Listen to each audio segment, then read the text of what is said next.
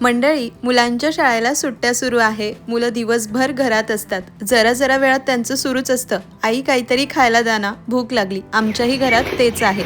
नेमकं काय खायचं त्यांना माहीतच नसतं. अगदी मुलांना आवडेल असा महिनाभर टिकणारा पदार्थ करूया. सर्वात आधी एक मसाला मिक्स करायचा आहे. एका बोलमध्ये 1 टीस्पून लाल तिखट घेतलं, अर्धा टीस्पून जिरेपूड, अर्धा टीस्पून चाट मसाला, 1 टीस्पून पिठी साखर घ्यायची आहे. चांगला थोडा भरून घ्यायचा चमचा आणि 1 टीस्पून मीठ घ्यायचं. तुमच्या गरजेप्रमाणे कमी जास्त करू शकतात. हे संपूर्ण साहित्य व्यवस्थित असं मिसळून घ्यायचं आहे. यासोबत पाव टीस्पून काळं मीठसुद्धा घालायचं. ते माझं राहिलं तर मी इथे घालते. काळं मीठ घातल्याने चव खूप छान लागते. चाट मसाला, जिरेपूड, काळं मीठ यामुळे चटपटीत चव येते. छान मिक्स केलं, बाजूला ठेवून देऊया. आता आपण मक्याच्या पोह्यांचा चिवडा करतोय. अगदी योग्य पद्धतीने कसे तळायचे जेणेकरून तेलकट होणार नाही ते सुद्धा सांगते. पाव किलो मक्याचे पोहे स्वच्छ चाळून घेतलेले आहे. आता पोहे तळण्यासाठी तेल गरम करायला ठेवलं.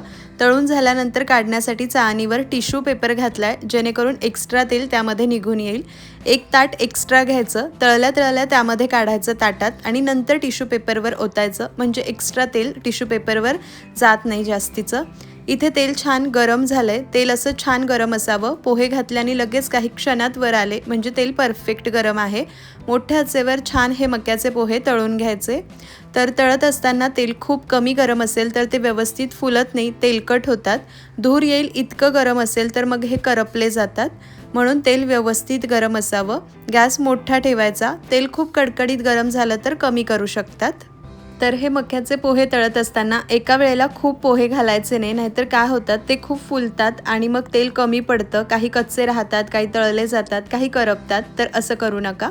तर तुम्ही पाहताय मी व्हिडिओमध्ये कसं करते. अगदी थोडे थोडे पोहे घालते, लगेच ते तळले गेले की ताटात काढते आणि पटकन टिश्यू पेपरवर ओतून घेते.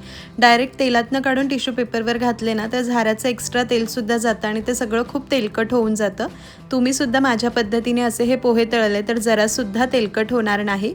सगळे पोहे असेच तळून घेते. पाव किलो पोहे तळायला जेमतेम 5 मिनटं लागतात. पोहे आणल्यानंतर एकदा जाड चाळणीने चाळून घ्यायचे, म्हणजे बारीक पावडर वगैरे असेल ती निघून जाते. हवं तर तुम्ही उन्हात सुद्धा ठेवू शकतात. आता याच पद्धतीने मी सगळे पोहे तळून घेते. थोडे जरी पोहे घातले ना तर कढईभर फुलतात, म्हणून अगदी थोडे थोडे घालून तळून घ्यायचे. सगळे पोहे मी तळून घेतले. पुढच्या 5 मिनिटात बाकीचं साहित्य तळून घेणार आहे. तोपर्यंत एक टिश्यू पेपर अजून वरतूनही ठेवते, म्हणजे थोडंफार एक्स्ट्रा तेल असेल तर ते याला लागलं जाईल. आणि बाकीचं साहित्य आपण आता पटकन तळून घेऊया, तेल गरम आहे तर इथे 10-15 मी काजूच्या पाकळ्या घेतल्या आहे. यांना छान तांबूस रंगाच्या होईपर्यंत तळून घ्यायच्या. झाऱ्यावरच तळून घेऊया, म्हणजे बाहेर काढणं लगेच सोपं होईल, त्या करपणार नाही. तुमच्या इथे काजू जास्त आवडत असल्यास तुम्ही जास्त घातला तरीही चालेल. त्याचसोबत 2 चमचे बेदाणे घेतलेले आहे, मनुका. यांना सुद्धा छान फुलवून घ्यायचे. झाऱ्यावरच ठेवूया, कारण काही सेकंदांमध्ये हे फुलले जातात. तेलात टाकले तर करपू शकतात. आता हे पुढचं साहित्य ना तुमच्या गरजेनुसार, घरातल्यांच्या आवडीनुसार कमी जास्त करू शकतात. माझ्या इथे या चिवड्यामध्ये फक्त शेंगदाणे जास्त आवडतात, बाकी साहित्य मी खूप कमी घातलं आहे. आपण लाल तिखट वापरलं आहे तरी 2 हिरव्या मिरच्या घेतलेल्या आहे, ज्यांना मधून कट देऊन अशा 1-1 इंच लांबीच्या ठेवलेल्या आहे. चांगल्या कुरकुरीत होईपर्यंत तळायच्या. मिरची थोडी जरी ओलसर राहिली तर आपला चिवडा मऊ पडू शकतो, म्हणून छान अशा कुरकुरीत होईपर्यंत तळायच्या. आज चिवडा करायचा असेल तर कालच रात्री धुवून त्यांना पंख्याखाली ठेवायच्या, म्हणजे एक्स्ट्रा पाणी सगळं सुकलं जातं. मिरची पाहू शकतात मस्त अशी कुरकुरीत झाली आहे. तिलासुद्धा काढून घेऊया. आता आमटीच्या वाटीने साधारण अर्धी वाटी मी शेंगदाणे घेतलेले आहे, कारण आमच्या घरात या चिवड्यामध्ये शेंगदाणे छान आवडतात सगळ्यांना. मंद आचेवर शेंगदाणे छान खरपूस असे तळून घ्यायचे. मोठ्या आचेवर तळले तर करपले जातील, आतून कच्चे राहतील आणि चवीलाही चांगले लागत नाही. म्हणून मंद आचेवर चांगल्या गरम तेलात छान साल तडकेपर्यंत तळायचे, म्हणजे मस्त लागतात. तर शेंगदाणेही तळून घेतले, त्यांना काढून घेऊया. यानंतरचं जे साहित्य आपण तळलं आहे ना ते वेगळं ठेवायचं, पोह्यांवर घालायचं नाही. आणि शेवटी चिवड्यातला सगळ्यात आवडीचा माझा पदार्थ म्हणजे कढीपत्ता. कढीपत्त्याचा स्वाद मला खूप आवडतो चिवड्यामध्ये. 2-3 कढीपत्त्याच्या काड्या होत्या, त्यांची पानं स्वच्छ धुवून संपूर्ण वाळल्यानंतरच वापरायचे. कढीपत्तासुद्धा चांगला खळखळ आवाज येईपर्यंत तळून घ्यायचा. कढीपत्ता थोडा जरी ओला राहिला तर मग चिवडा मऊ पडू शकतो. असा पहा, झाऱ्यावर घेतला की खळखळ आवाज येतोय. कढीपत्ताही छान तळला गेला. झालं संपूर्ण साहित्य तळून. तुम्हाला हवं तर सुक्या खोबऱ्याचे काप, डाळवं वगैरे सुद्धा तुम्ही घालू शकतात. अगदी झटपट हा चिवडा आहे. तर चला, तळून झालंय. हे मक्याचे पोहे ठेवून 5 मिनिटं झाले. अतिशय मस्त कुरकुरीत झाले, अजिबात तेलकट नाहीये. चिवडा मिसळून घेऊया. आता हे तळलेले पोहे एका मोठ्या भांड्यात काढून घ्यायचे. पाहू शकतात एक्स्ट्रा तेल टिश्यू पेपरवर निघालं आणि तेही जास्तीचं नाही आहे. आता आपण तयार करून घेतलेला संपूर्ण मसाला आपल्याला लागणार आहे. 1/2 किलो पोहे आपण तळून घेतले, त्यासाठी तयार केलेला मसाला अगदीच योग्य प्रमाण आहे. फक्त 2 चमचे मसाला घालायचा, एकदा मिसळायचं, परत 2 चमचे घालायचा. या पद्धतीने सगळा मसाला मिक्स करायचा, म्हणजे एकाच बाजूवर जास्त मसाला पडणार नाही. थोडा थोडा करून सगळीकडे व्यवस्थित मिक्स होईल. आता इथे तुम्ही एक गोष्ट लक्षात घ्या, फक्त माझे 1/2 किलो पोहे होते आणि त्यासाठीचे शेंगदाणे वगैरे ते साहित्य सुद्धा अगदी कमी होतं.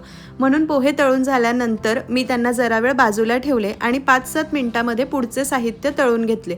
तोपर्यंत हे पोहे काही गार झाले नाही. पण तुम्ही जास्त प्रमाणात करणार असाल तर अर्थात तुमचे शेंगदाणे वगैरेही जास्त असेल, तुम्हाला तळायला वेळ जास्त लागेल.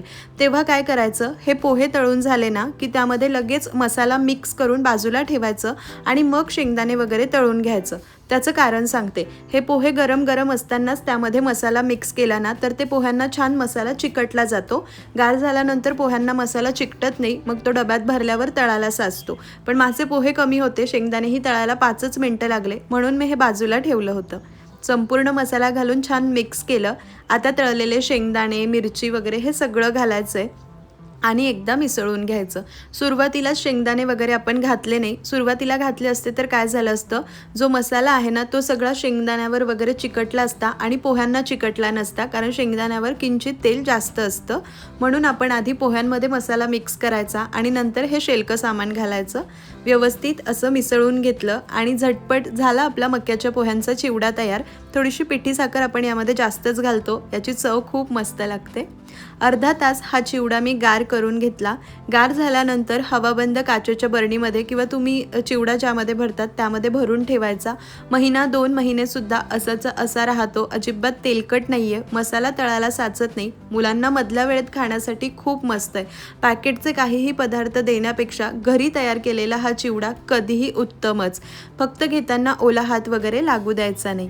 आपण खाऊनसुद्धा पाहूया कसा झालेला आहे.